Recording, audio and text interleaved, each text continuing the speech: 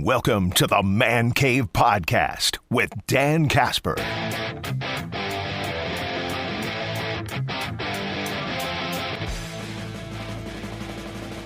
Antlerless tags have been going on sale this week, so make sure you've gotten your antlerless tag in that. Let's catch up with our good friend, Mr. Jake Boakes, DNR Warden for the state of Wisconsin. Jake, do you have your antlerless tag? Did you get in line and get your tag yet there, sir? I reminded the people that needed it to get it. I generally hunt in an area where getting antlerless tags isn't too big of a problem. Gotcha. So it's funny how crazy across the state it can be, where it's like, you got to be first in line to get one in some areas, and in other areas they hand out as many as you could ever want. Right. Yeah, I know when I logged in, I was ready to go like 15 minutes ahead of time and such, but I was like 9,000. But it goes quick. It says 9,000 or something like they're in line, but it goes really quick when you go through that system online. It does go quick, and the nice thing is when you're doing bonus tags for deer, there's just a lot more areas, a lot more counties, a lot more private public options versus like if you're 9,000 in line trying to get a bonus turkey tag in the spring and there's only 4,000 tags, you're like, this isn't going to be good. So you can usually get what you need this first week, which is a good thing. Now, even if you can't access them online, there's still some places you can go to purchase them, correct? Yeah, you can still go to all the DNR service centers and buy them there. And I'm pretty confident if you go to the vendors, your Shields, Fleet Farms, bait stores, whatever that sell it, most of those places have the opportunity to also sell you them. I don't know where it puts you in line or that kind of stuff, the logistics, but they should, just like they can sell you a fishing license, they should be able to get you your bonus antlerless tag if you want. Okay, yeah, because I thought I had seen something on Facebook, like a couple of bait shops were saying, wow, we've sold so many so far, like in the first half hour or so too. So right. Yeah. Yep, you should be able to go to those little small spots too if you got your own hometown hardware store that sells licenses. You should be able to go there. The only caveat with that sometimes is if you're one of the 5 people that show up and you got to wait, it can actually take longer than maybe being on your phone. But it also might be easier for you just to do it in person, so that's fine. Right. Hey, Jake, I wanted to ask you this question because if anybody doesn't know, there's a Bassmaster Elite tournament going on right now in La Crosse on the Mississippi River.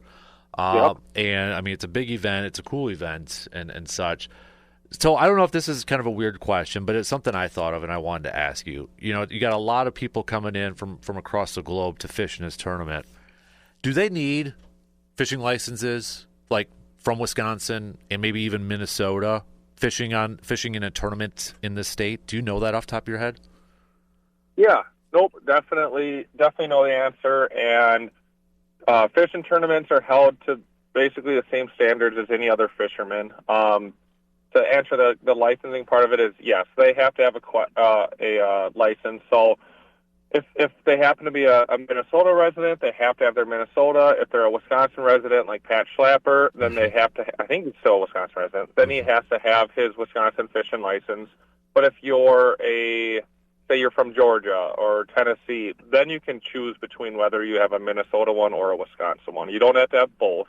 You just have to have one or the other. Okay. So you don't need both. I know sometimes we've talked about it's tricky with maybe the Mississippi River on what side you're on or such and trying to figure that out. So with the river, the licenses are a little bit more ambidextrous is definitely the wrong word, but the license is you just have to have one. And again, like I mentioned, the law is if you're a Wisconsin resident, it's just your Wisconsin fishing license up to the first railroad track on the Minnesota side, and vice versa for Minnesota residents. It's the Minnesota license all the way up to the first railroad track on the Wisconsin side. You have to have your own state. You can't just have a Minnesota one if you're a Wisconsin resident. It's weird, but that's the rules. It actually saves you money in the long run. but for other states, yeah, it says right in the regs, if you're a non-resident out of state, you just need one of them, because just like us, they only need to have one. They don't need to have two. Gotcha. But with those tournaments, like I said, we hold them to the same standard as any other fisherman. They have to follow the no wake buoys. They have to take all the weeds off their trailers, dump the water from their live wells when they pull their boats out. All the same rules. There's a couple bass fishing tournament rules that allows them to like cull fish. So in Wisconsin, a lot of people don't know this, but in Wisconsin, if you catch a bass and you're going to keep it, or a walleye, or even a panfish, once you take possession of that fish and put it in your live well, that is your fish. You can't release it. So in the bass tournament, it's not just these big Bassmaster ones, but any one that people apply for in the state, you can actually cull the fish. So, if you have a 2-pound bass, catch a 3-pounder, you can throw back the 2-pounder as long as it's still alive, and then keep the 3-pounder. So that's one of the few, very, very few exceptions that are allowed in these tournaments. Okay. So, like, after the weigh-ins and such, do they have to keep them, or can they throw them back into the water then? Do you know that? Those can be released. Okay. And I know a lot of tournaments actually have big penalties, like 1, 2, 3-pound penalties if you bring in a dead fish, or if a fish dies or you can't release it. So I know a lot of those guys run different methods in their live wells to try to keep those fish as healthy and as safe as possible when they're running across the lake. So they don't want, just like we don't want them to die, they don't want them to die. Right, exactly. I got to imagine that place has got to be like a zoo. Like I just see the stuff on TV and online, like all the boat launches. You mentioned the wakes and such, but it's like a race to get to a spot for some of those guys too. Oh, no, that's very accurate. It is like it's you get your position. It's like NASCAR. You get your position in line, and then once they say go, if you're that first boat, if you're the 14th boat, whatever, they speed as fast as they can, as far as they want to get to their first spot. Mm-hmm. Usually, like their first, the spot they have the most faith in, they go right to that and try to beat anyone else to it to catch the big one right away. Right. But again, we get plenty of complaints on it. We hold them accountable. I know, obviously, I don't work the river because we're up here, but I have some friends that are wardens down there, and I've heard plenty of stories how these guys, they'll fish too long and try to get to weigh in, because you have to be in at weigh in by your time, otherwise you're disqualified. And and there's been stories where some of these guys just run the no wakes and try to blame it on time limits, and it's like, nope, you should have stopped fishing earlier. You can't run through a slow no wake just like anyone else. Interesting. So, hey, Jake, I know obviously we're talking a little bit about hunting beforehand and such, and dates, and I mean I know you're going to be in next week, and we'll have a little bit of an extended chat with that too. But bear season too, where are we kind of at with that? Or are we still guys running dogs and such, or what are some of the timelines or protocols with that going on? Yeah. So the bear season should be started.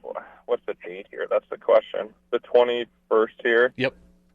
So the bear season will be starting here in a few weeks. After Labor Day, is when the season starts. So every year it switches, whether the hounders, the guys that are using dogs to run bears, go first, or whether bait, if you're just using bait, get to go first. So this year, the 3rd, so that's the 1st, I think, is Monday. So the first Wednesday of September, if you are a hounder, you get to go run your dogs first. And this is in the northern zones, A, B, and D. So those guys get the first week, the 3rd through the 9th, I believe. And then once that first week's over, then the baiters get to go out and hunt. And like I said, it switches every other year to give some fairness to who gets to kind of get first dibs on those bears, if those bears are hitting multiple bait sites, or they're hitting multiple people's hunting areas. In areas where there's not, so down here in southern Wisconsin, you're not allowed to run hounds. So the date opens the same down here for the southern zones. We're in zone C mostly down here. And if you're a baiter, you just start hunting on the 3rd with your bait and go from there.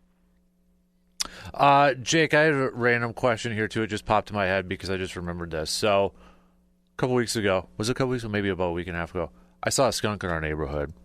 And then I saw a baby skunk coming to work at 4 o'clock in the morning, a little bit further down, running into the gutter. What should somebody do if they see one? Is that something you guys take care of? Do we call animal control? I mean, because I got to imagine some people have called, like, I don't want that spraying my dog or anything like that. No, it's a good question. I mean, in reality, it's nature, so it's going to be what it's going to be. The DNR is not going to come out and move a skunk just because, like, maybe a homeowner doesn't want to see one in the area. The city, the humane officers, no one's going to move an animal just because we don't want to see it unless, there's some Bengal tiger that escaped the zoo and is sitting out in front of a school, Mm-hmm. At that point, someone's going to get involved. But, possums, squirrels, skunks, even badgers, foxes, coyotes, like, those are all in the cities here, and they might be living under your shed in the middle of a neighborhood. And as long as they're not creating an imminent human health hazard, they're not sick, they're not spreading diseases, they're just like, we see a lot of red foxes living in neighborhoods, digging a little den underneath sheds and then having their litter there. There's nothing we're going to do unless there's some sort of human health hazard. Mm-hmm. So I see them plenty. I got chickens at my house, and I see possums walking across the street at night when I get home from work in the middle of the night. I'm like, I want to just be like, get out of here, but, it's nature. They live where we live where they live, and we just got to figure that out, So are you saying I can't have my pellet gun ready to go just in case? They're an unprotected species, depending on where you live, and a landowner. There are rules for nuisance animals. Okay. So there's like 7 different species as a landowner that you can hunt without a license year round, which includes raccoons and rabbits and squirrels and, like I said, other animals, coyotes. But if you live in a city, there's probably some sort of discharge ordinance, so you want to be careful with that. But if you live in the country or in a township and you're having nuisance animals getting under stuff, burying under stuff, I'd really just encourage you to read just type in nuisance animals on the DNR website, and we have a really good page dedicated to it with links on what you can do, what you can't do, or just different deterrents. And that can really help people just manage their property or maybe push those skunks out without, having to shoot them or discharge in a city or something like that. Gotcha. Hey, Jake, a lot of times it's something as simple as like you got a bunch of wood that you never cleaned up from a tree, or you got a wood pile, or you got a bunch of toys, or you just have something that creates that habitat for an animal to bury itself under. And sometimes the easiest thing to do is maybe clean your property up a little bit or remove some stuff, and those animals move on because they don't have that security anymore. Mm-hmm. Hey, Jake, before I let you go really quick, because I did see this come through the email a couple days ago, DNR, but, with bow hunting season coming up here, too, it might be a good reminder maybe for some of the youngsters if they haven't enrolled in hunter education. I know you've been involved in that and helping teach that, but probably right now is a good time to be looking for where those hunter safety classes are at. 100%. So the early fall and early spring are the 2 busiest times for hunter safety classes, pre-deer season and pre-turkey season. But they do have them all year. I've taught 3 or 4 of them this summer throughout the Chippewa Valley here. It's a great time to get in. If you're looking for one, you just go to our DNR website, type in hunter safety. You'll see that there's like within like them explaining what hunter safety is and why you need it. There's a link to like an Excel sheet.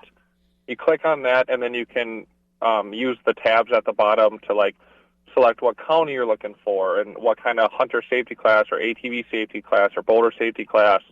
So you can really like filter your results if you want the whole state or if you just want a certain class in a certain county. And the reason that's important is there are some counties that just don't offer them. Like you might try to get into an Eau Claire class and either they're not running one this fall or it's already filled or something. And then so you expand your search to Dunn or St. Croix or La Crosse or Trempealeau. So use that. It's the same document, whether you're looking for hunter safety, boulder safety, snowmobile, et cetera, et cetera, et cetera. And you can get in there and get signed up and get the contact info and all the info for these different classes. Mm-hmm. Yeah, definitely. Jake, dude, appreciate... go ahead. Oh, sorry. There was just one more thing that was on my mind. We were talking about bear baiting or, bear hunting in the seasons and yada yada. And, sometimes not everyone understands what bear bait is. I just wanted to hit on that quick, is that, when people say they're baiting bear, some hunters just aren't bear hunters, so they don't understand. It's much different than deer baiting. So around here, we don't have any legal deer baiting areas anymore. Clark County was open last year, but it closed this year again because of CWD. Bear baiting is a whole nother story where they have a lot of regulations where it's got to be in a hollow log. It's got to be set back so far from a road. It's got to have a lid. It can't have meat. It can only have certain rules. You can only use this many gallons. There's a lot more to it, and it's designed to make it inaccessible to like deer and other animals. Although coons and mice and squirrels have a pretty good way of getting in. Mm-hmm. But when you hear people talk about bear baiting, if you're not familiar, I just bring it up because deer baiting is illegal, and some people always go, well, why can you bait bear?